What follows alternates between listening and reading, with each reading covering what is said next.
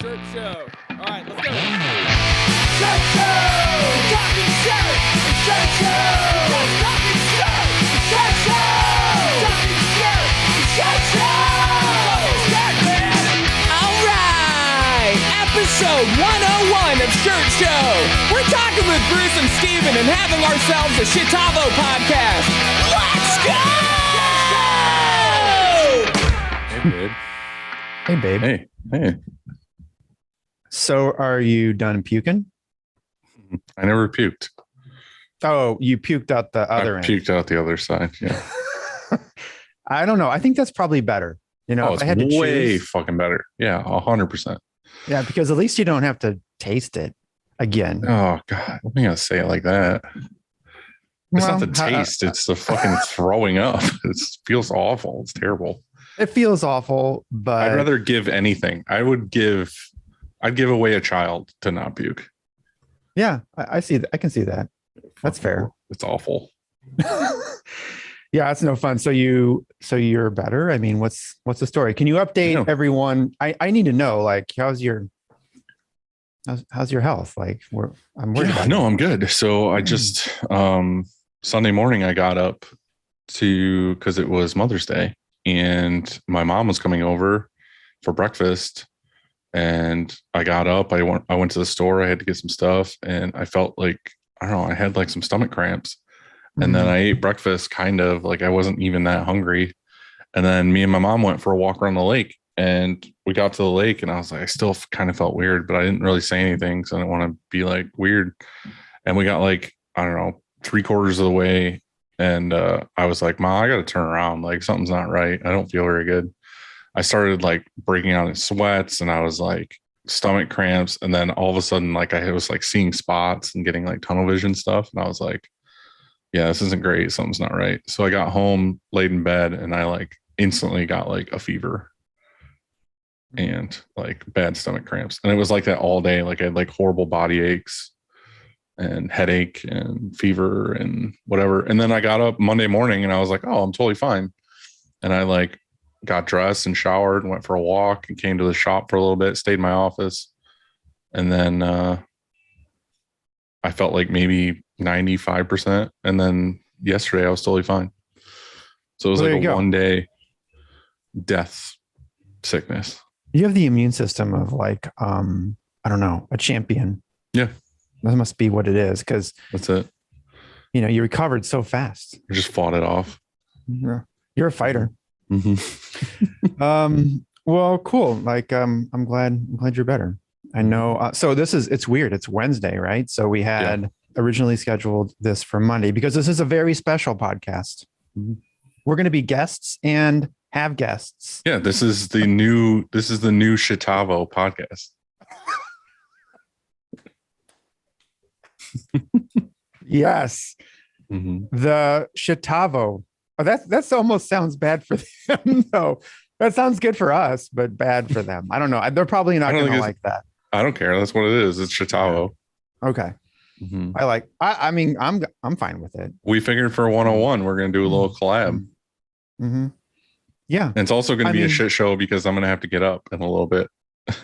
Well, not to shit because you're done doing that. Right. Not an actual shit right. show. But because it's Wednesday and work is happening. Oh, right. Yeah, you're getting a special delivery. Yeah. Well, I ordered, it's the way of the world right now, supply chain bullshit. Like I ordered an air compressor, like fucking 4 months ago.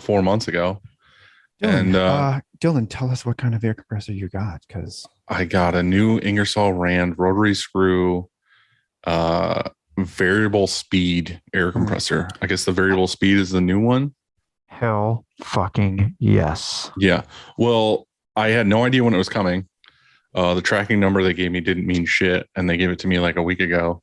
And then Morgan just came in my office a couple minutes ago and said, hey, FedEx is on its way right now with a delivery. And they say it's massive and it's like 2,500 pounds and it's really tall. So I'm like, really tall. Hopefully it fits in my doorway in our shipping receiving door. That's what she said. And 2,500 pounds. The guy's like, I don't know if I can get it off with my pallet jack. And I'm like, cool. I don't have a forklift. So Oh, you mean it's not? He doesn't have a lift gate or anything? no, well, he can back right up to the loading dock, which is fine, Okay. but he doesn't Okay. think he can get it off the truck with a pallet jack. Why? So I don't know. I don't fucking know. So I'm gonna go out and try to help this dude. And he'll be here in probably like a half hour, 45 Well, minutes. I think the people up in your part of the They're just woods are pansies. soft. Yeah. Yeah, like just pull that shit off. Pallet jacks are Right. good for over 20. I'm just gonna pick it up. Well, I'm excited for you. That sounds like a nice compressor. Yeah. Mm, Now I just gotta get it put in. Yeah. Mm-hmm. Yeah. So what's All new right. with you? What is new with me? What is new with me? What is new with Andy? Nobody knows. I know. Yeah. So I can tell you one thing that's new. He goes by the name of Nick Wood. Yeah. New or nude? Well, we all know what I said. Yeah. He's in town, this guy. Is he gonna be at your And place? he was yesterday. Yeah. And we went out to dinner and we chilled also afterwards. That's why you look so fresh today. Your hair's a little, like, and that's the thing, like with Nick, you know how he is, like he makes you feel so good about yourself and so happy. And you're like, life can't get better right at that moment, Mhm. And then so you don't want to, and Nick does not want to end like the party ever. So you're like, hey, Nick, so here's the thing. Like I've got to get up in the morning. I have a podcast like bright and early. He's like, he just stood over your bed breathing while you were sleeping. He's like, Andy, Exactly. get up. Andy, get up. Yeah. I want to party. Well, I didn't let him sleep here's the thing. Like I would have loved for him to stay with us, but it was more than just Nick. He's in here. He's traveling with Robert, another person from GraphX. And so I just didn't have the room for everybody. And, but I hooked him up with this really sweet hotel. And I was their Uber driver also. Nice. I've had that. It's a great experience. Which is fun. And like with him, if you go, so like when I was dropping him off, I pull up to the hotel to drop him off. I'm like, all right, guys, thanks a lot for everything. And we'll see you in the morning. He's like, just come on in for one more drink, and you can't say no. So you can't, but I did. Because I was so you stayed in Nick's hotel room last night. So yeah, I haven't been home is what I'm trying to say. Yeah. So that's why. That's Nick's shirt. Oh my God. That's so believable though. But yeah, so I think I don't want to ruin the surprise. So okay, let's not do that. Let's not talk about it anymore. Okay. Yeah. What else, man? So remember that bottle of Woodford I opened on just a few days ago for our 100th? Well, it's not. It's gone. It's gone. Yeah. That day. That morning. No, last night. Oh. No, I just had like a glass or whatever or two, but yeah, last night. No, it's gone. We polished it off. What was I going to say? I want to talk about all of the love that you and I got for our 100th episode because it was nonstop. It was nonstop. In fact, it's still coming in, and I wish this was coming out today because then we can ask for more love because it feels so good. But you can still ask. You can still ask for love. Okay, can we get some more love next week? Even like it's seems like maybe slide too much in those love. DMs. Yeah. I think my love tank. Does your wife hit you with that thing? Love tank. Does your wife hit you? Your wife hits you in your love tank. How do you hear the exact things I don't say? Like you're so. That's exactly what you said. Well, no, love tank. TANK. I think that's how you spell it. This thing right here. This is my gas tank for my sex machine. So gross. Dylan, is way too early for this. It's way too early. It's fucking Wednesday. No. I don't know what you want from me. I'm fucking ready to go. Not too early in the week, just way too early in the morning. I don't want to hear about your sex machine shit like at 8 fucking in the morning. Okay. Okay. Sorry. All right. Sorry. I'll tone it down. All right. Just a little bit. Okay. Okay. So you're saying sex love tank? Yeah, I mean, my love tank is full. I got so many people that said congratulations and da da da da da da. Right, felt good. Right. And there's so Yeah. many likes. There's like a A million. gazillion likes on YouTube. Yeah, yeah, it's pretty cool. They just all want me to eat a boiled hot dog, You said you would. You said which that are if you delicious. got- Like it's not a bad thing. It's not like, well, wow, guys, cool. Like I'm gonna eat one anyway. I like them. it might induce some rear end vomiting Nope. like before. Maybe that's what caused it in the Dude, first place. We made hot dogs 2 nights ago at the house, and we bought like a real big pack of Nathan's because I love Nathan's hot dogs, and we probably only cooked, or I only cooked like 6, and there were probably like, I don't know, like 18 left in the pack. And I cut the pack open, put it in a Ziploc bag, set it next to my grill while I was like grilling, and I forgot to take it inside. And then yesterday when I got home, and it's been like 75 here the last 2 days. Yesterday when I got home, I like walked by the grill and realized that I left the hot dogs out and never like put them back. And they were all kind of like semi like gray, like cooked from the sun. Perfect. So Like they're ready to I'll just eat right? those. Those 1000% will give me ass vomit. Well, I recommend like don't eat them just right out of the bag. Like don't open up the bag right now. Open the Ziploc. No, Yum, yum, I yum, think yum, right out I of would the bag. recommend. I'd recommend boiling those for sure. If you ever want to boil a hot dog, boil those. It'd still probably give you the runs. Yeah, probably still would. You're right. Mm, How about we Is it do our just- sponsors? yeah, let's do it. You almost got me. I fucking almost I'm ready. Frank. Dude, That's speaking really of nice. Frank, did you see Jared's fucking skids of Frank screens?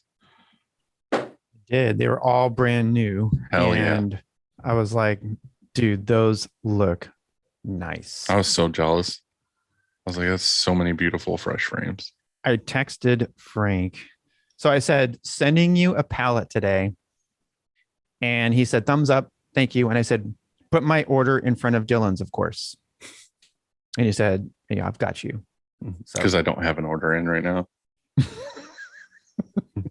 I'm going to call one in Dang today, it. even though I don't need it, and tell Dang him, it.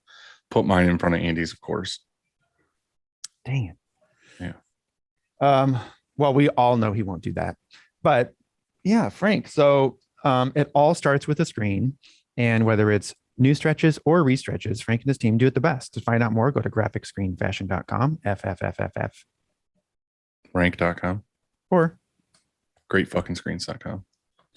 that's right. Cleaning screens is no fun, but EasyWay makes it funner. Their line of eco-friendly chemicals will help you keep your screens and your shop clean. Check them out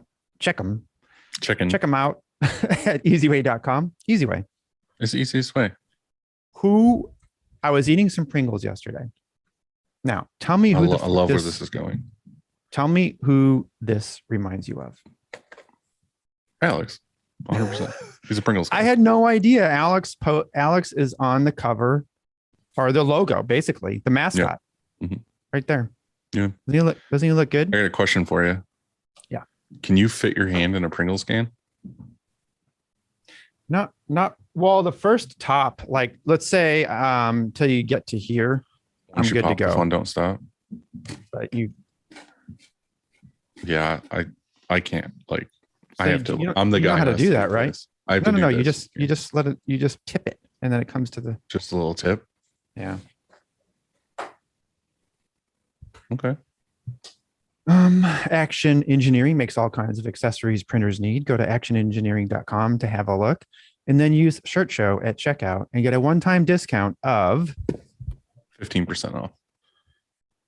1-5. That's 51. Oh, I was trying to do it. 51% off. I was trying to do it the opposite way that you did the other day. So it's yeah, that would be right. Monarch Color makes ink that does what it's supposed to do. Learn more at monarchcolor.com. Ink Breader. Ink Why do I Breader. always say that? I don't Ink know. Breader. Ink I Breader. like it though. Print Breader. Bee Breader. Liv Moss. Live Yeah. Bras. Yeah, perfect. I like it. Hmm. I like it. You know what I like is Monarch Ink. I do too. Love it. We yesterday on press we had a bucket of deep purple that we had purchased Oh, a hell really yeah. I long bet it time ago. sounds really good. Wait, okay. Little sure. smoke on the water. Oh, yes, true. I get it now. But we got it a long time ago, right? And it's one of our stock colors that I mean I've had for 12 years. We always have deep purple here because people reorder it and whatever, right? Well, when you put deep purple on an underbase, the deep purple that we have anyway, it lightens and it's not as deep. It's more shallow purple. Well, it got too bright, let's call it. And Mhm. so, you know, what we did instead mixed a Mixed them. Pantone of the Monarch. purple that we want, and then we put it on it the underbase, and it didn't lighten up. It was beautiful. Beautiful. Which, by the way, reminds me, there is a guy here. His name is Robert, and he is with Graphic Source, and he is like an incredible machine. He, no matter what, you can show him a color. Okay, just pick a fucking color, whatever it is, like this, or it doesn't matter. He will tell you the Pantone. Like he's memorized through his photographic memory the Pantone system, because he used to have to. He came up through the screen printing world, you know, so he started in a shop and he was mixing Pantone colors when the shop that he was at like didn't even do that or didn't even know what it was, and so he was mixing colors. And so he finally said, "Hey, I can save you a lot of money. Let me get a mixing system in here." And I think he didn't have a Pantone book, and so he just memorized it. And so we tested it yesterday, and we had this. We just got some yellow 109, and we put it on a card, and we're like, we show him like, what color is this? He goes 109, like this, no hesitation, no like, let me think about it. Just said the number, and we all died laughing for probably 5 minutes. We couldn't believe it. Mhm. Like he didn't say 108. Like he Should have said gave him like a 10. tan or a brown or something. Is that impossible? I don't know. I mean, and when you do something like that and like you just get it right, you know, right out of the gate, you just be done. Don't even say, just say, hey, I did it. Don't, because Bow don't, down. you just walk out of the room. It's awesome. Check. Check. I'm so happy to be here with you at 101. I take that shirt. Yeah, thanks. It'd be awesome if we weren't recording. It would be. And that's why I'm a moron. And I just checked half hour in, but it says recording up there. Yeah. That Frickin is here. Is it here? Yeah. You fucker. No way. Well, it's probably better that it's now, because then you can just stall and then we can record as soon as I come back. I'll only be a little bit. You better hustle your ass. All right. Well, I'm going to leave this Okay. running and then I'm going to come back. And if you guys want to start, then cool. If not, we'll just keep going. I'll hop into the conversation. Okay. All right. Okay, sure. I'll be right back. Mm. Hello. Howdy, guys. Hola. Hey, so look where Dylan is. He's not there. Interesting, right? He's probably wall? riding his bike. Typical. His wall looks super nice though now. That's Yeah. actually, that needs to be a Zoom background. Like that anybody can use, like anybody in the world, right? Yeah. I'd love to actually. Maybe I'll screenshot that right now. Yeah, I was about to try that out. That would be pretty funny. He actually got a new compressor, and so he got a call like, I don't know, 20 minutes ago that it's on its way, and so it just showed up, and he's got to go help get it off the truck. That's what's happening. You know, I got a call that my dishwasher or my washing machine arrived 5 minutes ago. And so I told Carson, you have to go deal with it because I have to talk to Andy. So, She's the muscle anyway, right? yep. She's got it. She's got it for you. Oh, check that out. There it is. There it is. I love it. How Bruce, can I you put got- that in my? You got to do All the right, same let me, thing. This works pretty well. See, this is why you guys are so great is you have fucking IT knowledge. And here I am like, how do I find, so I have the set, so background and effects. And then how do I load the one that's on Hit the plus sign desktop. that says add an image. Yeah. Pretty fucking obvious. Got it. Okay, find the file. Nope, that's the wrong one. Shirt show tech support. Don't want to put that one up. Yeah. Will be tech support. We needed that too. Andy, have you ever recorded an episode and then you lose it completely? Here we go. Andy? I'm trying, I can't multitask. All right. Yeah. I have not. So what? So I chose the fucking thing. It's not up there. What? Oh, it is. There it is. Beautiful. This is great. Let me center up on the chair here. Okay. He's gonna be pleasantly surprised. Have I ever? So we one time never lost the episode, but we just forgot to hit record. We did that. Okay, so same thing. Yeah, isn't it? How do you feel after that?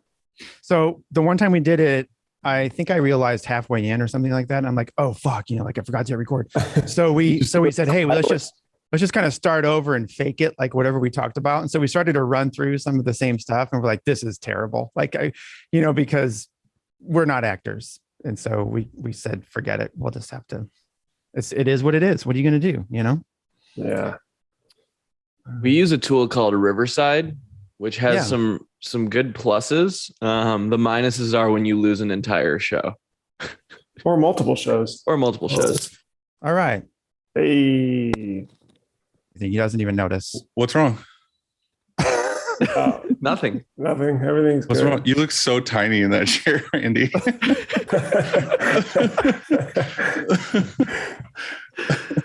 Your head is so small for some reason. Do that again. And you're an amputee apparently. Dylan, how's your compressor? Is your compressor Dude, the guy running? was freaking out. He was freaking out that was going to be this big task to get it off the truck, and we just like pulled it off, no problem. Do you just I was only gone for more air? No, it's just needed a new one. The one we've had is fine. It's just in like an energy suck. It's just like an old, like piston compressor. Please tell me you're going to keep the old one for backup. No, I'm buying a brand new backup. So like 2 compressors basically. Fancy. Okay. What are you doing with your old one? I'm gonna sell it. It's still good. There's nothing wrong with it. Like it's actually like pretty refurbished. Like we just replaced all the electronics on it like a year ago. So it's like a new compressor. It's just not efficient. It's not something I want here running, 8 to 10 hours a day. Like if I had an assessor in here to tell me like what's the biggest draw of electricity, it's definitely that compressor. So it's like the kind when you turn it on, like the fucking like power line buzzes, like the conduit buzzes coming to it because you Bruce, can tell. what kind of compressors do you have at Printavo? We got these little bad boys here. Perfect. I told Andy this is the Shitavo podcast, right? Did you say taco? Yeah, Shit Taco podcast, Chris. All right, done deal. Hey guys, welcome back to the Shit Taco podcast. We've got your hosts, Rudman. This is what I want. Yeah, keep it going. And we've got a very special guest. Drum roll, Mr. Steven Farag. Oh yeah, sitting in the hot seat. Steven, you need like chops, dude. You need to like just do the handlebar mustache. I feel like. I'm I working like on the it. beard. I think the beard's dope. I had to go to a holiday party. That was a spring holiday party, and I had to be dressed as Drake because that's my go-to costume. That And was so great. I had to grow out my beard for it, and now it's here. So it might come back. I feel like you could either do the handlebar or you could do like the Wolverine and just like get rid of everything here and just keep the sides. Yeah, I want to stay married. So yeah, fucking. Do your own thing. Just she ain't leaving. Yeah. Welcome to Champaign. Welcome to Champaign, Illinois. Business is working. You're good. You'll be all fine. So I have this. I got this intro that I thought I would read, and to sort of set up why we're all 4 here today. I promised Andy I would be a statue. Yeah. And so Dylan promised he won't distract me. And so I'm not going to even look at him. This is great, actually, because there's just three other options. And so I'm really comfortable with this. But guys, this all started last Friday morning. And it started off like any other morning. Alarm, shower, coffee, emails, Activia probiotic. Are those one-a-day Andes? But then it happened. I saw this video of a robot offloading shirts. And it wasn't just any robot. It had this arm that was swooping back and forth and grabbing shirts off of a press and then dropping it, not so perfectly, as a lot of people have pointed out, onto a dryer belt. I hit save on my iPhone, and like Zuck's, has his algorithm that somehow says, hey, Andy shared and posted this, likes this video or whatever. And so I had no idea it did that. And, and then all of a sudden people started actually the next thing that happened was that Printavo, you guys reposted that video and credited me and said, Andy's I guess shared this post, and then your post went viral. And I started getting phone calls, messages where people were like, hey, Andy, did you what the fuck? Did you get a robot for your shop? And actually somebody even asked me if I developed it for my shop. And then because you're that smart. Even I could do that. Even Mimosa called me and said, what the fuck, dude, you have this now? And so I don't know. I got home. This was on a Friday, and I got home and was exhausted. And we decided just to stay home that night. I made a delicious margarita pizza. I have the recipe if you need it. It all starts with a Target crust. So it's super easy. But we were watching Ozark. And so good. Just finished. So good. But yeah, so I'm watching this, and I still am getting messages. And so I was like, this is crazy. And it hit me. I texted Bruce, I texted Steven, and I'm like, we've got to do a show and talk about this robot, because it's like in your comments, in the comments on your post, it was so divided.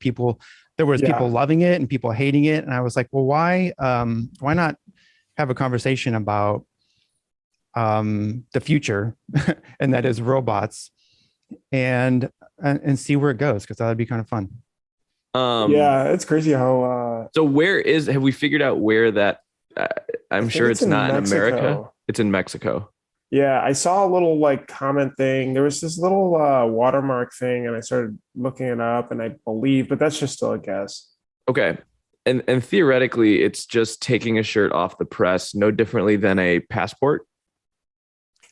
Well, the passport's more straightforward. This thing looked like it kind of went forward and popped the bottom like a human would, so that you're not stretching the print. Because most an upper chest print, if you were to just tug on it, you would stretch the shit out of it, or it would snap back on itself. So wet ink would hit and you would get kiss prints. So this thing was popping the bottom like you would want to, and then pulling it off. Does the passport do that? I thought the passport has 4 fingers. I was going to say, it pulls the bottom and the top at the same time, and then we've already improved, but it just shuttles it back and forth. Yeah.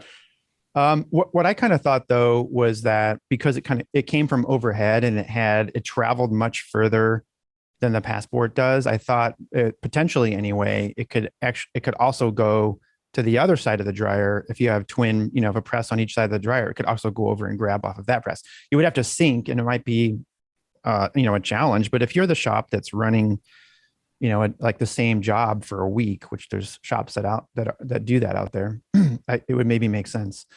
But yeah, there's have you read through your comments recently? Yeah, I went through it. It was pretty interesting. I mean, you've got some that are only a matter of time.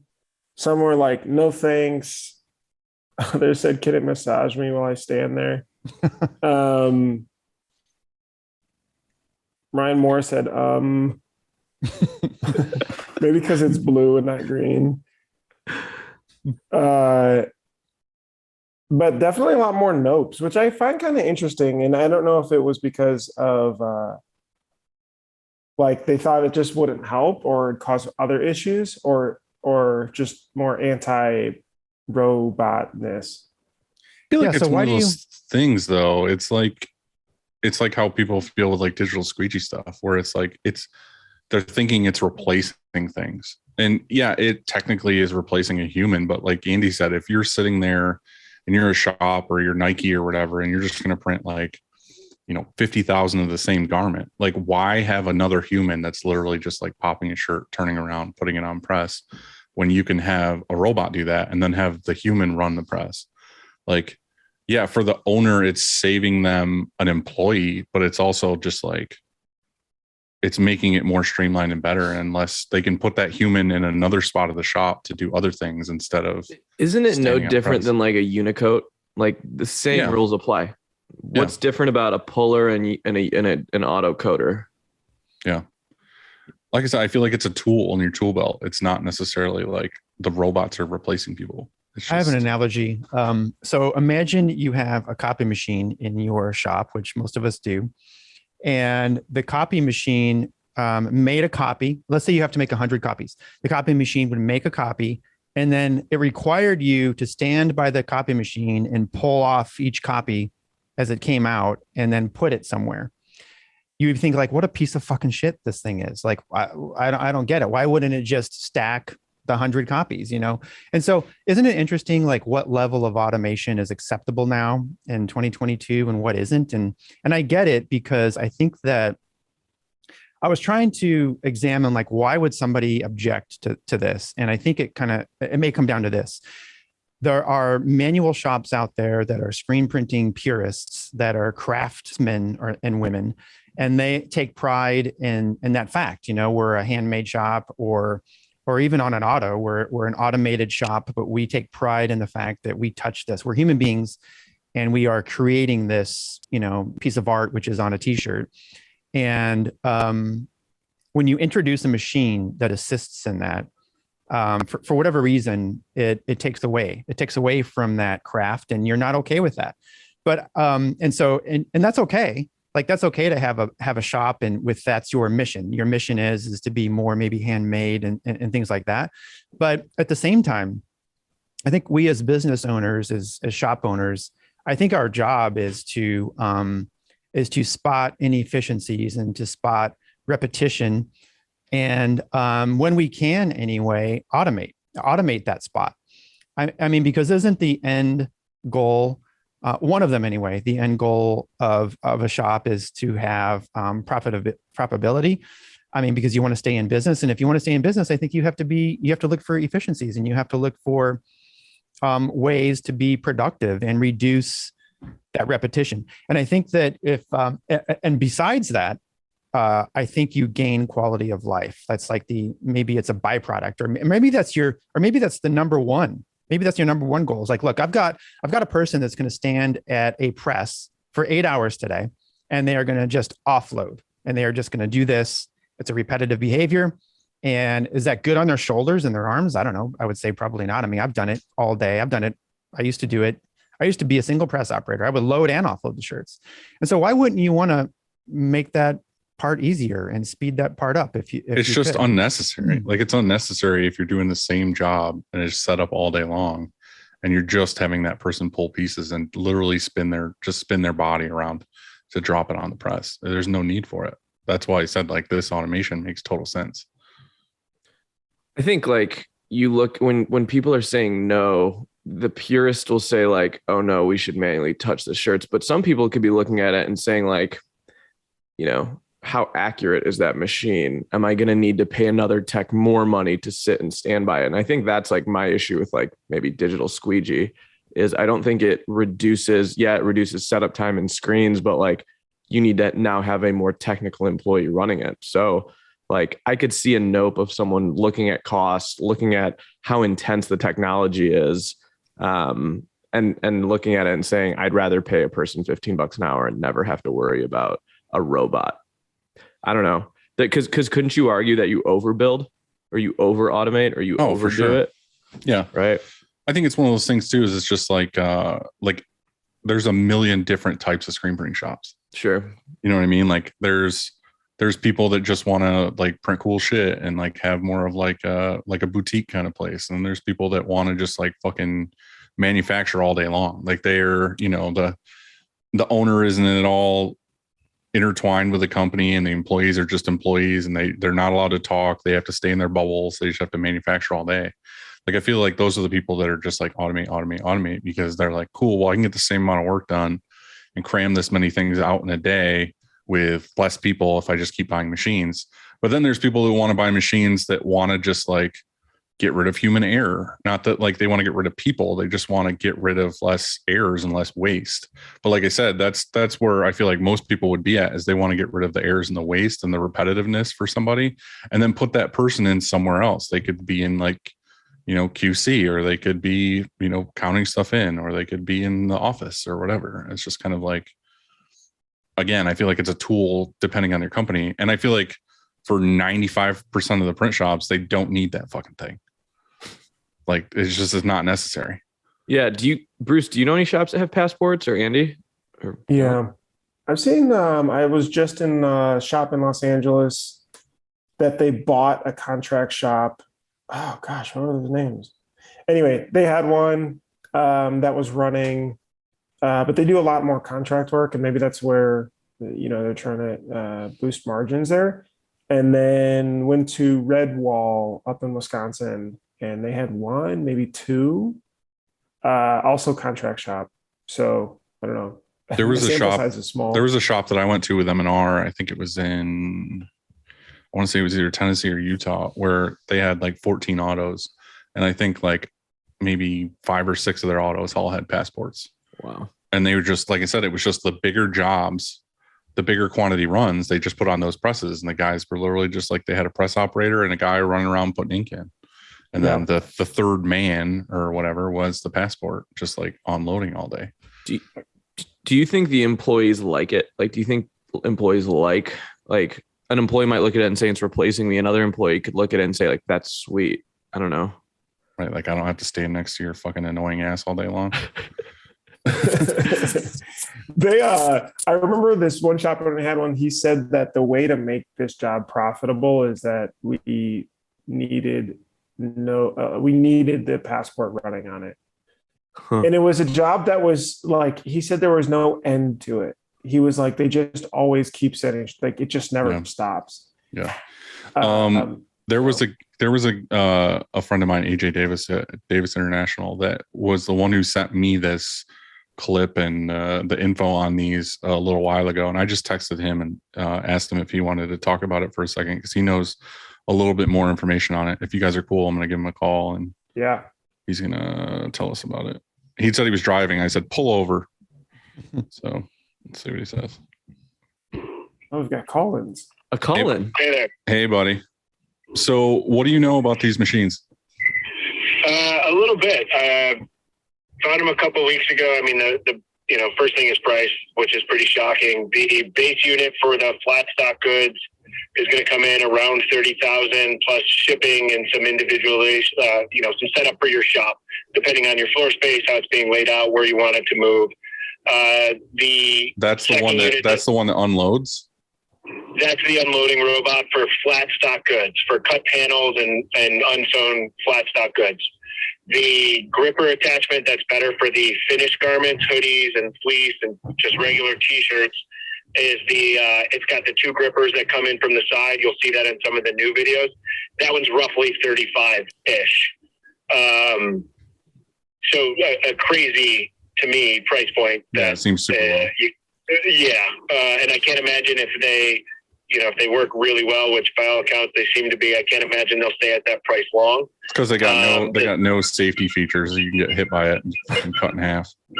But it's a cobot, and once it hits a certain amount of resistance, it's going to stop. I mean, it's a collaborative robot defined by those rules. So it's designed to work with a human. It's not going to, I don't think it's going to grab a machete and come after you anytime soon. Might. The stacker that goes on the back is about 25,000. Again, they can make them bigger or smaller depending on your needs. and then the stacker can output in, you know, whatever number you tell it to. You want it to come out in sixes, dozens, 24s, whatever. The real kicker will be figuring out how to get it from that stacker right into an automatic folder. Yeah, some kind of conveyor after it's done with a certain. Or give me another robot arm that can grab it off a stack and lay it on the infeed. Yeah. Do you know where are they built and where are they, like all that stuff? Like where are they coming from? The company is based out of Mexico City. I spoke to the CEO, a guy, Alejandro, I can't remember his last name, incredibly smart, incredibly kind, nice guy. They really want this to work. I think I contacted them a little earlier than they were ready, you know, to really take on like dealers and like kind of yell at the world, hey, we got this thing. They're at their first like big, call it alpha site for the new gripper attachment now. Those are the new videos that are coming out. All accounts it's going really well. They'll start to ramp up the speed. You know, the finished goods one, they think, you know, they've said over 700 pieces an hour. I mean, I don't know what the real number is. I think depending on your situation, if you're a single operator, loader, unloader, you know, if you can get yourself from 220, 250 an hour up to even 400, 500 pieces an hour with something like this, that's a huge win. Obviously there's other shops, you know, you have a ton of autos and, you know, say you got 20 autos and you got 20 people unloading shirts, like probably get rid of 20 jobs. I don't mean it, you know, it's a little on the nose, but it's kind of what people are looking at with these things. Right. Makes sense. Well, I appreciate it, dude. Yeah. Anytime. Let me know as I get more info. I'm sure you'll hear from me. Okay. Sounds good. I'll talk to you later. See ya. Bye. That's awesome. That's super cool. That was intel. That's awesome. Okay. Yeah, no, I got a call. I got somebody that knows a little bit more. Hold on, where's my phone? Wait, so 30 grand? Yeah. I actually do have somebody, and in fact, they're here, and I think they're the leading authority on everything screen printing. And so let me grab that person real quick because he should probably share some intent. If you are grabbing somebody, you should just walk away. And Who's Andy We have a grabbing? special guest. Is this the Ellen show? Nick's there. Nick's. Oh boy. Oh, he's coming to our shop later today. Oh, really? Yeah, he just called me. He was like, I'm in town. I'm like, I'm not there. Where are you? Are you still in LA? I'm in Indiana. I'm trying to get a washing machine installed. Okay, yeah. So, like I said, I think that it's time we bring in an expert that knows what they're talking about. Oh shit! Yeah, come on, ladies and gentlemen, Nick Wood. Hey, well, let me just do this here. What's up? Are those because the light hurts your eyes? Gives you a little bit of a headache, Nick? I don't know what you're talking about. I know what you're talking about. Hi, Nick. I did bring the cup back. Hey, so we're heading to Champaign after this, by the way. It's in Illinois. Wait, does everybody know what Nick does? I have no idea. Yeah. What doesn't Nick do is the question. Where isn't Nick? Hey, so I have to say, being here at Shirt Kong, there has been some amazing progress, by the way. So the art team is jumping on board. Like You're gonna need to get closer to the mic. You guys are gonna have to put your heads closer together, please. Yeah, like yeah. turn your heads a little bit. Check. Toward each other. It's just a recap. Just saying. So yeah, we're talking about the robot, which the viral video about automation and everything. And so I don't know, you're in a lot of shops. What are your thoughts on the robot? You know what? After seeing the video, I think there's a major application, you know, especially with everything being automated. But I want to see the M&R auto loader, which there's a video. I'm not joking. It's amazing, by the way. What? Are you giving us a spoiler? Yeah, what the heck? Nick is really good at spoiling surprises. What else do you have to spoil? Nick's like, hey, here's this confidential information that I have. It's an old school video. It's out there. I'm getting the YouTube link. It is amazing. So. YouTube link. Yeah. So I guess what he's saying is you could have an auto loader auto offloader, auto stacker, and according to AJ, maybe even it just auto onto a Folds bags, goes right into the they're- UPS. Like you never Yeah. touch it. Wow. And then one employee that's just getting all the like damaged ones that are caught in the robot, like just running between everything, like the auto folders, like, you know, I could just imagine like shirts just getting tangled over and over. So that's a good point. And think about this. Think it like, I don't know, on these terms. So if you're a shop and you're a shop that's a $50 million shop or something, and it's all, you know, all you do is print shirts, and like to our shop, like us, if we screw up 30 shirts or something before we notice something's wrong, or 50 even, like that's a big deal. We're like, oh, fuck, we just fuck, you know, there's 50 shirts that are ruined. But to a shop that's printing, you know, 50,000 shirts a day, what's 50 shirts? Like it just happens. It's part of the thing. And you go grab, for us, we're going to have to order, we're going to place a fixed order at SNS typically, and we'll have to reset the job up or whatever. For a shop like that, they probably have shirts in inventory. They go grab and they just run those. You know what I mean? The biggest thing with the passport too, like everybody that has multiple passports, they have to make sure their loader is QCing every single one on the passport. So rude with your. I know. Yeah. I'm sorry, getting blown up all the time. But yeah, I mean, basically, so that loader has to ensure, you know, they're looking at everything being offloaded just to ensure there's no misprints, there's no ink shortages, you know, like everything is consistent with the print. So that loader has to be essentially doing two jobs, looking at the shirt that's being offloaded, and then obviously keeping on loading. So To me, it seems like the two main issues that I would be concerned about is, the QC, because you're not having a human looking for pinholes or, you know, any issues with the print. But also, you'd have to have like really good, consistent tack on the pallets in order for a robot to be able to pull shirts off. Because if you're over tack, that thing's going to fucking rip every shirt. Or if you're under tacked, then you're going to have issues with registration and everything else. So I feel like you would have to have a real good sciencey sweet spot for having really good tack. But the other thing too is if you're just doing, you know, pieces, or you're doing, you know, thousands of t-shirts, the tack isn't as huge of a deal. I don't know. It just seems like A lot of variables. there's a lot of variables. Yeah. I mean, You I know- do like the idea of both options, though. I like the idea of the offloader, and I like the idea of the stacker at the end of the dryer. But like I said, you're getting rid of human eye looking for mistakes. right. But what if there was like, so in DTG world, there's a company that was working on technology where a camera was looking over the printers, and it just distracted. It would look for defects based on what the print was, or like differences in the print from every one, and stop. And the company went under, but the idea was pretty interesting in that Yeah. you could have that on maybe each print head or just on the last one or something that watches it a lot better and more consistently as well. It'd be nice if it was there at the offload station, because then it wouldn't pull it off press. You know what I mean? Like now, if Bend we it have around. if we have like a lint ball or something, and they see it before they offload it, they go over to that screen, pull the lint ball off, and like reprint that ink so that it covers the lint ball. Like, no and then joke. reprint it again. Like no joke, if you had in your last head, whatever that head was, you had a scanner, just like you said, and you lock it in that head, right? And then as it indexes over, it just scans that image, and it's loaded in what that image is supposed to look like. And if there's anything wrong with it, it just turns red or whatever. It alerts you. I think you would want that even if there was a human standing there. Yeah, 'Cause- exactly. Like you're still offloading, but at least you're alerted to this. Right, there's something wrong with this. Because a lot of times, like even if you are doing a longer run and you have a human there, they're bored and they're not looking at every single shirt.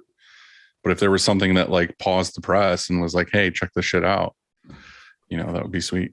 I think M&R actually has worked on the tech to where it'll optically scan the image and base it on like the file, right? So like if there's like, you know, ink missing, or if there's a spot, you know, like a lint ball, something that scans it and bases it off of that digital file to where it's like, okay, that something's not right. But Right. yeah, I don't know what happened with that tech, but yeah. I think this is the theme though, right? It's not that there's progression. I think there's just not enough innovation. Yeah, I mean, there's just not enough like investment yet. Like it's moving, but it's pretty slow. Like if you guys were to describe a press of the future, right? Like what would press of the future have on there? Oh, Dylan was, I think, looking to the heavens and talking. It would have two. Two. One for the. Yeah, I mean, I think flip it over. Then you. Sorry, guys. I was talking to the Lord. You were praying for what a press of the future would Yeah, have. I was like, dear baby Jesus, can we get this press? That's what I was like. I'll give one. A press of the future would have white ink that pumped from the ceiling right into like whatever head you wanted, and like a vacuum pump. So when you were done, you could just be like, okay, we're done there. Like that, like a Jiffy Lube. And that is exactly, so that qualifies as a repetitive task because we're always, as you're printing your underbase, that's the screen you need to add more ink to often. And so of course, yeah, you would want to automate that because you become more efficient. And so why wouldn't you want to do that? I mean, sorry, I'm blocking you, but I think that it kind of is the same scenario. Like some shops that doesn't make sense for them because maybe their runs are 50 shirts. You can put 50 shirts worth of ink in your underbase and you don't ever have to add. But if you're running 3,000, of course, you're going to need more ink in there throughout the day. And so why wouldn't you want to push a button or even not even push a button? It just automatically reads the fact that you're running low and it adds ink. I mean, it's an auto doser essentially, like our auto reclaim. And so I think I have these 7 things that automation does, and they're easy, they're fast. This is a quickie. So, but I think you can apply this to not just screen printing world. You could apply this to Printavo. You could apply this to GraphX Source. 1 through 7. Ready? Number 1, reduce cost. I mean, these are the objectives to automation: reduce cost, reduce repetitive tasks, reduce human error, scale, improve quality of life and / morale, reduce stress, and increase productivity. I mean, I feel like all of those are dead on. Those Yeah. are all like, It's like the what we lean all. supply That's like the lean method or whatever. stuff. Yeah. I didn't get that from Lean Method, although I did get it from Google. and I chose my favorite. There was a bunch like if you Google why automate or should I automate my business and things like that, it'll give you 1,000 things. And I chose things that I thought were like super important to me. And also another reason why we're implementing Printavo here is because we're trying to do, like, can you imagine if Printavo didn't have automations and it was just like you had to go and click all the different things? I mean, It'd be Shopworks. I'm just kidding. Well, now you guys just lost a sponsor. Yeah. I wait, what were you saying, Dylan, when you were whispering in The tongues? Lord. When I was talking to the Lord. Because I know can't we've tell you talked that, or it about won't the come press true. That's how connecting that to works, the right? internet. Like we've always wanted the to feed data off, so you can just at least an API or something where people could build stuff off of. Should be pretty cool. I feel like a lot of that stuff is just where everything's headed. I mean, you got to think there's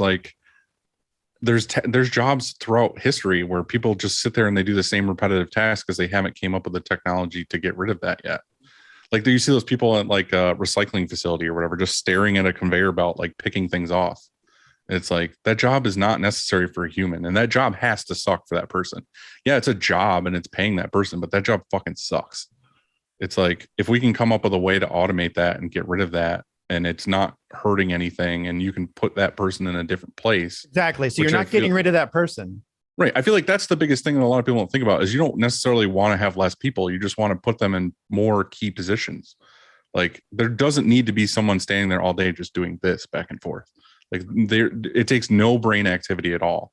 Like I said, you can go on YouTube and watch all these videos of these people that like do repetitive tasks. They don't even have to look anymore. They're just like, their hands just move. And it's like, it's not necessary. So if we can do things like that, like you said, like a white ink thing, like if a dude's job all day long was to just go back and forth and put white ink in his screen, why can't we have this magical Steven hose from the heavens that fucking pumps white The ink? lube tube. The Lube tube, the Stephen Farag Lube tube. Let's not coin that. It's already in there. Someone make that website, StephenFaragLubeTube.com. Dave Eggers can do it on his OnlyFans. But I just feel like it's, I don't know. I like automation to a degree because, like I said, it's a tool, and if you can use it well, then it makes everything better. Like I said, there's so many things in my shop personally that are just like, it's a quality of life. Like Andy said in his list, it's quality of life and efficiency. Like these people don't have to do these same stupid repetitive tasks all day long, and we get more shit done. And for me here, the biggest thing is, before we had automation, we were staying at work until 9, 10 o'clock every night because we were trying to get shit done. We were doing the same amount of work after we automated, but everyone was leaving at 5 o'clock and having a life after work. So we didn't get rid of any people. We just made their quality of life better. I didn't have to be like, oh my God, we have to stay till 9 in order to get these jobs done. We were done by 4:30, 5 o'clock, and everyone went home. How do you think a shop takes into account cost? Like my older business partner who we had bought out, he did not want us to get an auto coder. He's like 18 grand, no way. And I think there's a mental like hiccup there that shops might go through. What kind of rationale do you guys go through when you think about buying a piece of equipment that might be super expensive? You should have that guy, that owner, coat screens for a week. Well, he did it for 35 years. And so he's like, I'm the best screen coder there is. Okay, fine. Here's the problem though, is that as you automate, you need consistency. And so it's not just about, oh, I'm a great fucking auto, I can code a screen really, really well. I've coded infinity screens by hand in my life, but Are you the coding very right now? first screen I plugged in the Unicode, I put a screen on it and it coded it, and it was better than I had ever done. But more importantly, I could grab anybody, even somebody off the street, bring them in here and say, hey, put the screen on here and push the green button. Push this green button. And they would do that, and it would be the exact same. And it would, so here I have the same EOM. And so when you get to press, that makes a difference, right? That makes a huge difference. And so I think that automation, maybe one of the things, maybe number 8 on there is consistency. I didn't, as you go through your shop, of course, that you want consistency. I can't say that word. And I think that's one thing too, like even what you're saying with the coder, just having someone come in and hit the button. And I told Rich this, the guy that we have that is our screen tech, and it's like, no offense to him, but it's like, throughout all the years, we've had so many people clean screens, and everyone cleans screens at different speeds, and they clean them at different like quality levels. If it's actually like fully clean, or if there was like shit or chemical left in the screen or whatever. And it's like with an auto reclaim, if he's out sick or says, fuck this, I don't want to work here anymore or whatever, I can literally have someone come in and grab dirty screens off a rack, take the tape off, hit the green button, load them in the machine. We're just getting more. Do you guys want me to call in all my staff too? What the heck? Somebody in the hallway I could ask. Press that green button. Hey, I gotta find something real quick. What's the Pantone? What's the Pantone to the back of my phone? That looks like black. It's not. They're wrong. Hey, wrong answer. Okay, 133. Military green. I can't see it. Looks Military green. Yeah, that's the whole catch, is that it can't be on a phone or a video. You have to be in person. So what about his chair, the yellow? That yellow's easy. We already went over this. 130. We can't hear him. Pantone 130 looks like. Yeah, it's close. Let me grab the book. Pantone 130. Coded, uncoded. Damn, Hey, pretty darn close. in regards, So If not it. Andy was telling a story before we got on here that this man can pick knows every Pantone in the book. Yeah. just saying, seeing it live. Hey, in regards to press tech, there's automations that have been around forever. So for instance, MHM has like an auto registration, that auto registers every screen. Rock has an auto registration unit. The issue is with these auto registration units is every job is different, right? So if you're cataloging the screens, you can pull open the program and run, okay, it's, car racing job X, Y, and Z. But the issue is you have to catalog the screens, right? So like everything has to be burnt in this exact same way. The minute you reclaim a screen, that recipe is gone, So it's like there's automations on the technical side that have been around for years.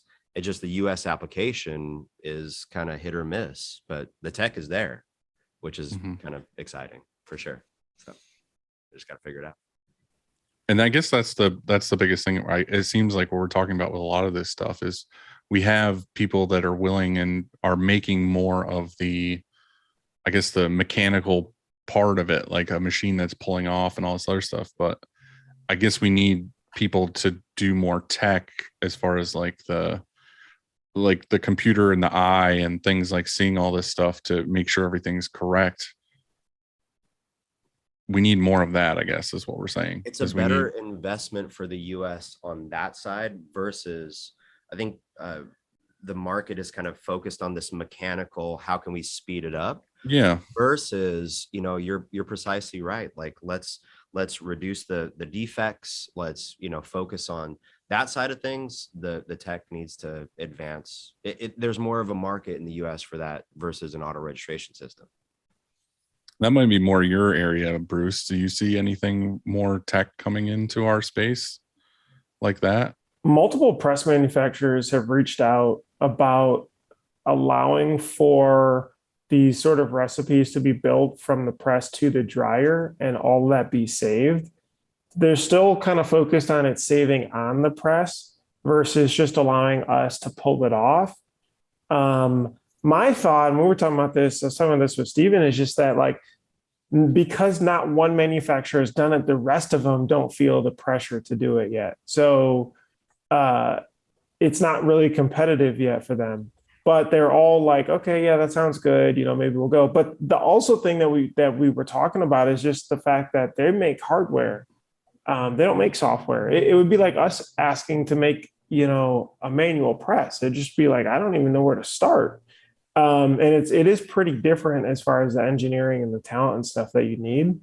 And these companies have been around for what, 20 years, 30? I mean, M&R has been around for a long time. Rock's been around for like 50 years or something. Well, it's something like what I feel like what needs to happen is something like you were saying, that company that had that eye that would check the print to make sure it's okay. A company like M&R or Rock or something should have bought that company and like brought them in.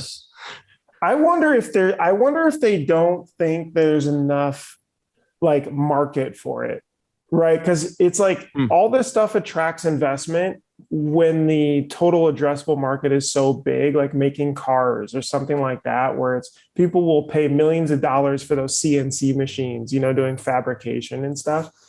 But maybe it's just that our industry won't support purchasing something so expensive like that it would take so much time to get it to actually be affordable. But I think, Bruce, what you were saying is like there's two things that are going to drive innovation. One of them is competition. So like if M&R comes out with this, you better believe the other ones are jumping. The other ones are going to jump it. The other one is just demand in the market, meaning is there a big enough demand for it? And like, I don't know if it's that shops don't realize it's something they need. But I mean, between everyone here in this chat, like, wouldn't we all agree that if it was a proven thing with technology where we could spend, I don't know how many $1,000s it is or whatever, say it's $5,000 for this like little sensor that we can put above the offload station, we would all buy it.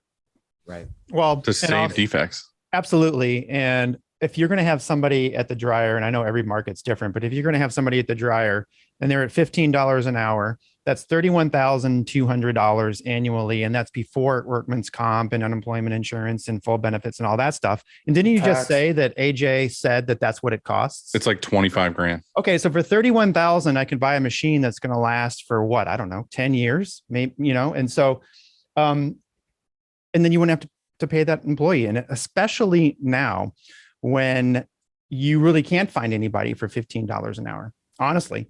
I mean, the KFC next door to us has on their sign, it doesn't advertise food anymore. It advertises, we're hiring $13 an hour, $500 sign-on bonus and benefits. And so what are you supposed to, how do you compete with that? And so I think that if you have the opportunity to automate, of course you do. And like we said earlier, you're not replacing that employee. You're just putting them somewhere else, especially in this crazy labor market.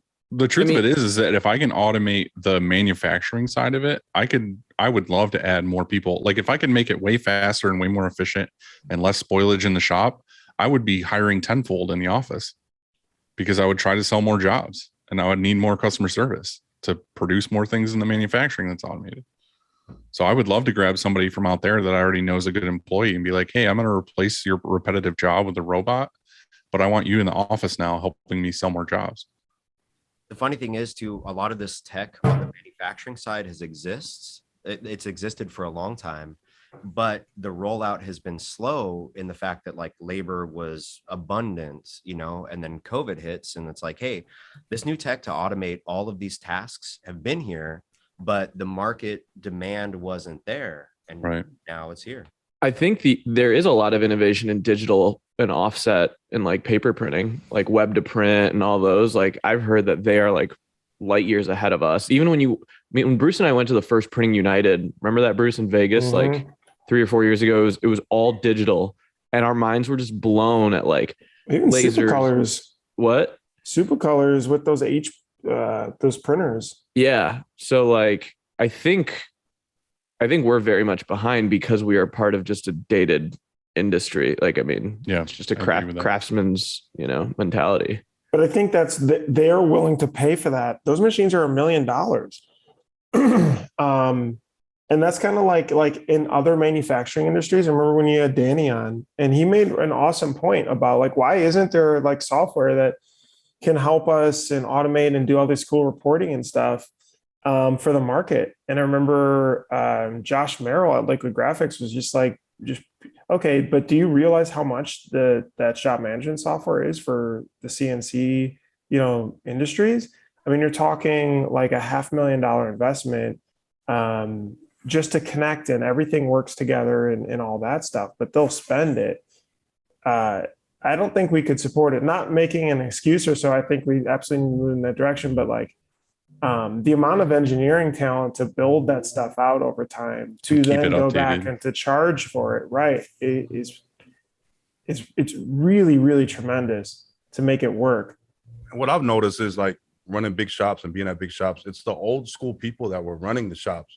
I remember when I wanted to put in the formula system when I was only 22, and the older guys that were up above me, they were like so much against it. I pulled teeth to get it through, and then the owner called me in and saved $25,000 in a year.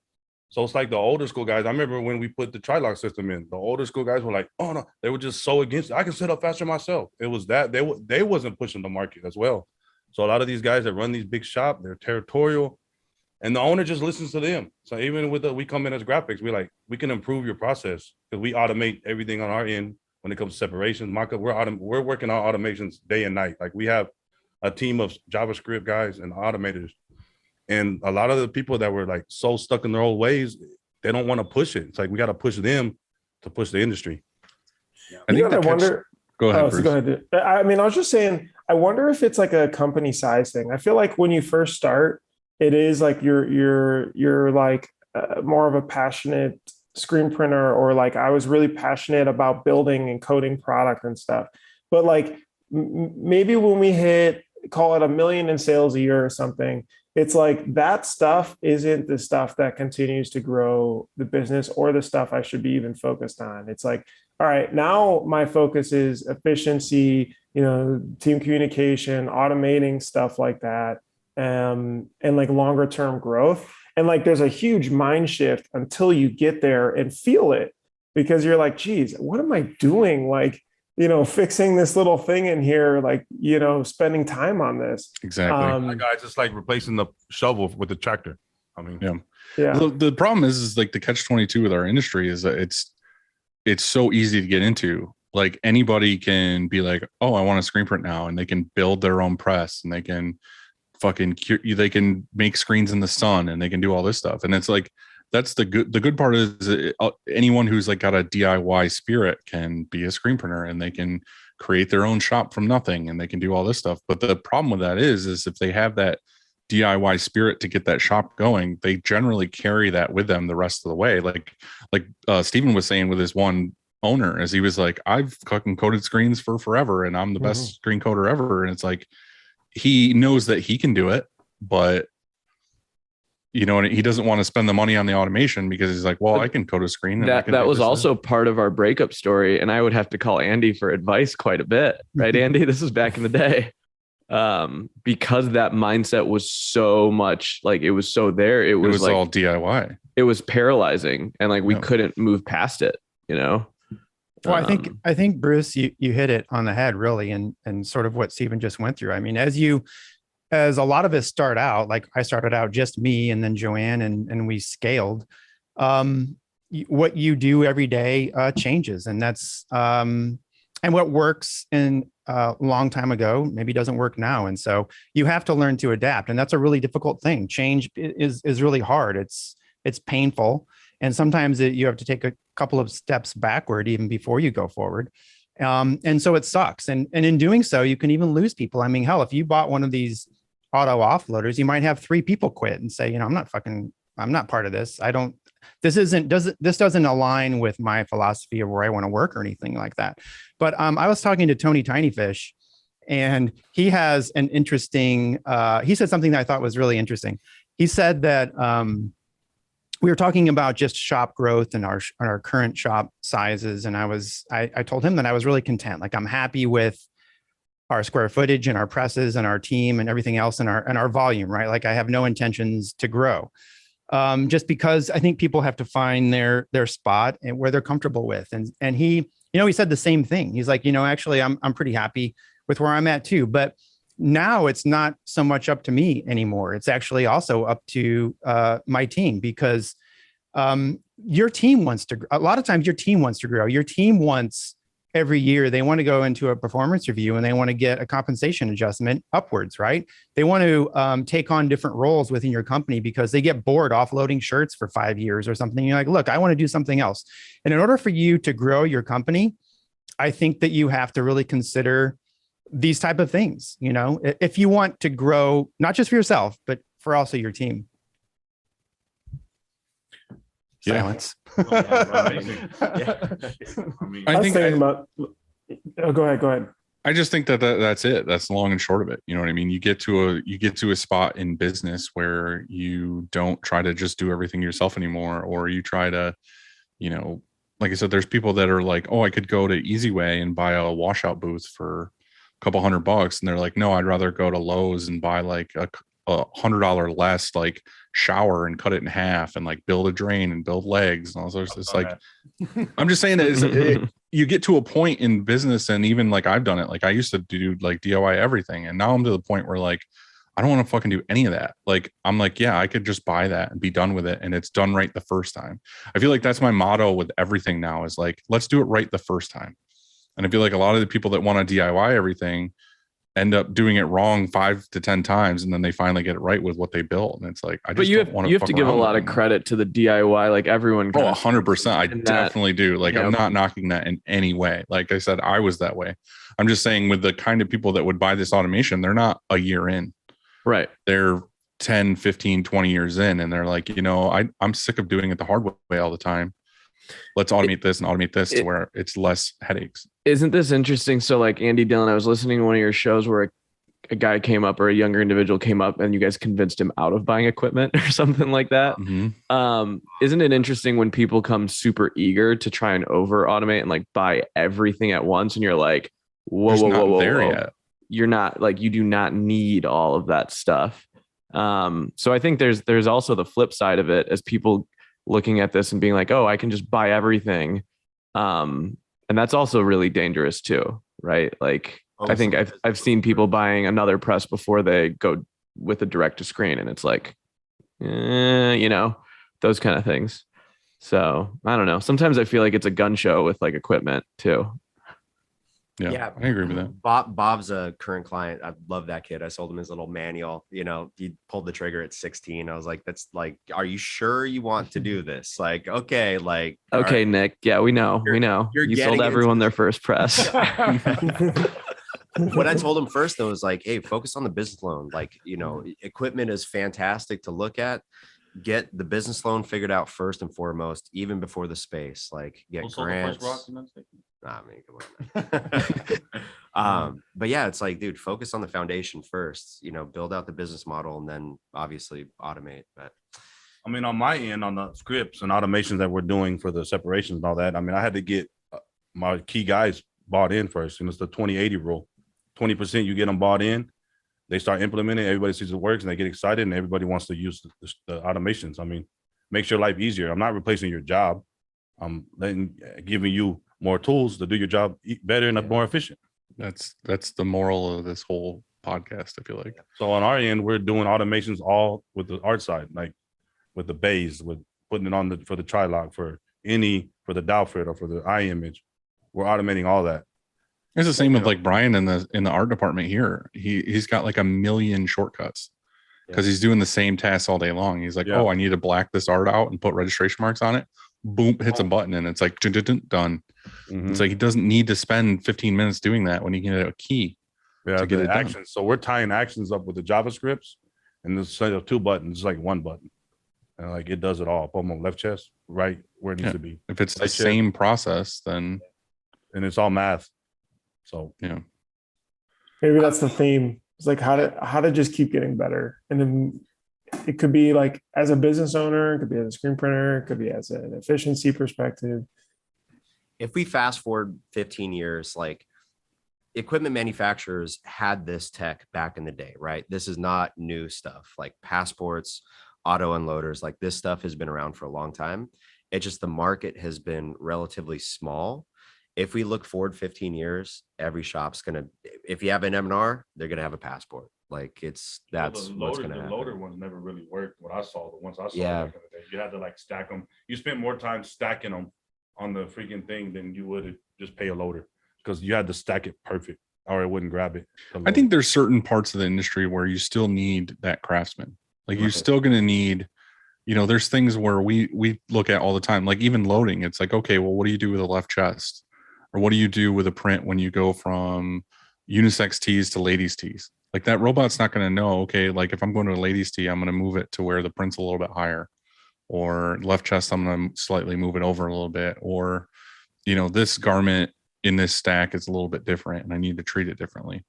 I feel like there's things like that where you need that human that knows the technical side of, this is what I got to do, or I got to slow the press down, or I got to change the dwell or the flash times, all this other stuff. You need that person running that press. I just feel like if it's the same boring, repetitive task over and over, there's no reason not to automate. Yeah. And it's not always, I remember one of the comments was, it's slow or it's not very fast. And it's not always about being faster, because for example, the Unicode is not necessarily faster than somebody manually coding. It's just I don't think you can manually code for 8 hours of a day. Your arm is going to fall off eventually after you've coded so many screens. So it's also about just, I don't know, endurance and then, like I said earlier, consistency. And so it's not, every shop doesn't, yeah, sure, our Cobra can print 90 dozen an hour, but we don't print at 90 dozen an hour. And so it's just about being able to print all day long. I think the other part of it too is everything we've ever automated here at the shop is because we're trying to get better quality. You know what I mean? Like we're not automating anything to sacrifice on quality, just to pump jobs out the door. Like we're doing things like you said, like the Unicode is a perfect example, because we wanted to have perfect EOM on all of our screens so that, all of our whites were consistent. And then we wanted to make sure by going with the CTS that we were getting better halftone detail, and we were getting, going from that to exposure, we were having no light undercutting because there was no glass and there was no, lint balls or anything in the screen, or not lint balls. There was no pinholes in the screen because there was no glass to get dusty to make pinholes. And it was like all these things that we did got rid of human error and also made things more efficient and better in quality on press because we had less errors and less issues. So that's the reason why a lot of this stuff is automated, is just to keep things consistent. When they pay us to go consult, I just got back from Mexico a couple months ago, and I mean, and when you talk about EOM, motion over mesh, some of these people don't even have an idea, and they don't know about the dot gain. I mean, they put it in div tanks. They don't have any, so that nothing's consistent, and like, oh, no wonder why your dots are not coming out. Your 20-30% dot gain. Like when you start from the art department, then you go to the screen room. Like the first 2 places I start, art department, then screen room. It was like, if it's not lining up mathematically to your tri-lock, then you go to the screen, you're not bringing your screens right. Everything else is shit after that. Yeah. And that's the biggest thing I feel like with screen printing is it's screen printing. You're using a screen. Like the screen should be the most dialed in part of the shop. And then you get someone who's a skilled craftsman on press to put all those things together and create that shirt. That's what you need. But it's all the other stuff, like I said, that's kind of in the air for debate on how much to automate or not. So Andy, when is this robot getting delivered to you? Yeah, I thought so he made it's, it. Oh, you built it? it's already here. Yeah, it's Yeah, I saw the That's a- crate back there, by the way. Yeah. I guess we've talked a ton about techie stuff and kind of nerded out on this. So I think now it'd be cool if we talked about Steven's lake party he's having, which is an open invitation to the entire industry, right? Is that what did I get that right? So Details are in the description. I'll let you know about that. we'll post it up on the YouTube and up on the podcast I can thingy. email everybody the e-link. So that's Yeah. The If Nick's event- invited, everyone's going to be there. We have a saying. I didn't tell anybody. I just told Nick. oh my god. I made the fun mistake of telling Nick about like our Cuban news a little early, and then the whole industry found out the next week. But hey, Lucas that's Nielsen. what happens when God.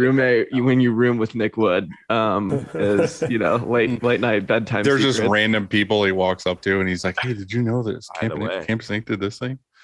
I have it printed out. I'm like, hey, here you go. It's not a business Flyers. card. Yeah. Well, does anybody have any more to add to the topic of automation on that stuff? That auto unloader is pretty cool, but we gotta look at it like M&R's had the passport forever. Like Dylan was saying, you can't automate the loader, right? So like there are certain tasks that you can. Thought you have the video for it. Yeah, it's coming right up, right? It is. It's out there. It's not like consistent though. And me as a loader, I work with the passport, and I'm already used to when I'm loading, I'm looking over. You just have to train your loader to be the QC, and I mean, yeah, it's not consistent yet. Maybe that's just it. Nobody's built one, and like you said, Bruce, the demand and the R&D to do that, maybe it just doesn't make sense. There's not an ROI quite yet, but maybe there will be soon. I think the biggest thing with all these people and like the comments section and all that thing is that the hard part is, and I recommend this to anybody, is to just get out there and see one.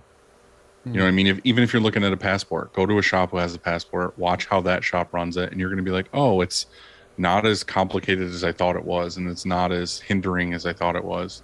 So that's with any piece of equipment, being if you want to automate your dark room or anything like auto reclaim, go see a shop who has one, and see multiple shops that have different kinds, and make your own choices. Don't just hop on Facebook and look at the comment section because it's fucking useless. Very wise, Dylan. Very wise. And before we go, I've got one quick take, but before we go to that, I have a little story to tell. So last night we're at dinner, and I invited these guys to dinner, and so normally what happens and what you learned, it was delicious, and so was the conversation. The conversation was delicious too, but I felt like, hey, it's my town, and I invited them to dinner, and so naturally, of course, I want to pay, and so I go. And I knew Nick was going to have and also Robert, they're like, fuck that, no chance. But so I snuck away. I found our server and I gave her my credit card. She walked to the register. She was mid swipe when this guy bolted through, like back into the kitchen.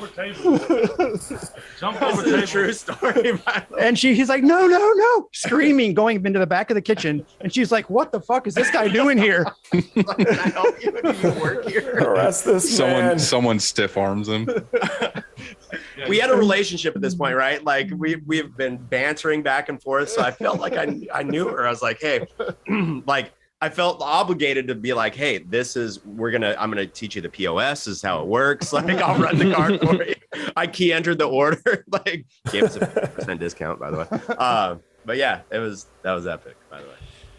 So yeah, thanks for dinner. And I will win though in the end, because I know the Frank way. I've learned from the best. I know how to take care of this in the future. But my question is, of course, what is for breakfast? So Dylan, if you want to start, because it's so early.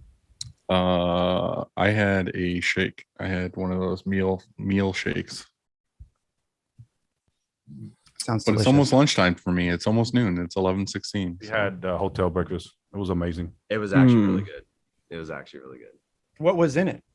Like what?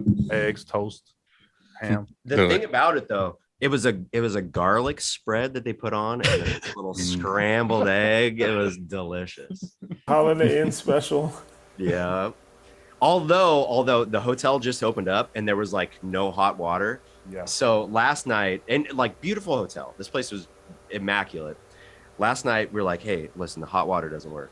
First person comes in, test the hot water. They're like, yep, hot water doesn't work. Second person comes in to retest the hot water. They're like, yep, hot water doesn't work. Third person comes in, test the hot water. They're like, yeah, the hot water doesn't work. And it's like, can I just get some meal tickets? Like, please. He was like, nah, we can move you from rooms. He's like, no, I just want tickets. Give me drink tickets and meal tickets. I don't need to shower. Yeah. Nick was down at the bar. Yeah, it was fun. That place is epic. Bruce, Steven, what's for lunch? I don't know. We've been trying these factor meal things. They're okay. I got burnt out on Freshly for a minute. Maybe a Lara bar. Everybody gets burnt out and Freshly. Yeah. Not in it yet. I just hopped on. I'm about to go to the airport. Bruce is going to the airport. I'm on East Coast time. I'm in Indiana, so we're getting lunch soon. Yeah. But Nick and Rob, we'll see you guys later tonight. We're having dinner tonight, right? Yeah. Are we going to Chicago? They're gonna go surprise my shop, figure out why there's no work there right now. We're really slow yesterday. I was like, guys, make it look busy tomorrow. Nick and Rob are coming. We're gonna go and out of your whole shop. Over there. Please do. I told him, yeah, Pitbull and Buddy the Elf were coming. I'm his bodyguard. Just tell him. And then we're getting dinner in Chicago tonight. Is that the plan? Yes, sir. Cool. Bruce, where are you headed? I'm in Arizona with the Inksoft team yesterday and flying to Los Angeles today. And then we have a Sports Inc. show in a couple days in Indianapolis. Nice. That should be interesting. Barbershop Should be cool. going that way. Good bar. I can get a fade up in Chicago. Actually, Farag's got some good. My barber's in Champaign. Yeah. Felly Blends. He'll get you. Just tell him to give you the special. Blends Hey, with a give Z. him the drink. Valley He'll Blends. take care of it. Valley Blends. Not Bally. All right, guys. Well, thanks for doing this with us. I'm glad we had the special guest. Good to see you guys. This is the Shitavo podcast. The Shitavo podcast. Shitavo, not Shitako. Bruce keeps trying to change that. I don't think you I like it, know. Dylan. I don't care. Yeah, this was fun, and I think maybe we need to do it again soon. We'll do it again soon. I like Have a it. great day. Bye, guys. See you guys. Bye. I guess.